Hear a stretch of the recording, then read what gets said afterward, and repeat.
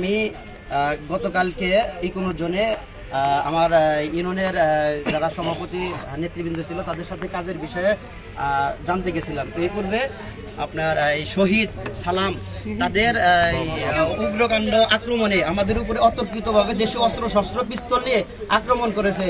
আর আমরা এই পূর্বে জানতে পারলাম যে নবিদুলের টাক, দুইটা টাক ইনি শহীদ সে ব্যবহার করে।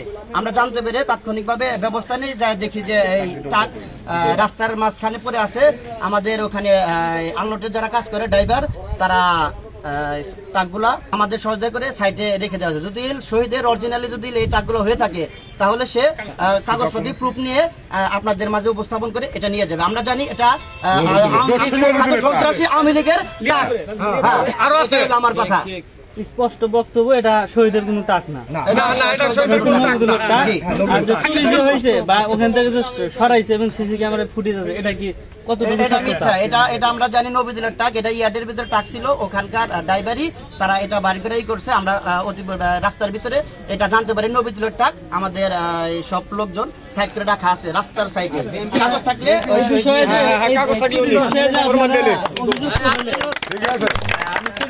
অভিযুক্ত হলেন, আপনার কোনো প্রশাসনের কি হস্তক্ষেপ কামনা করেন?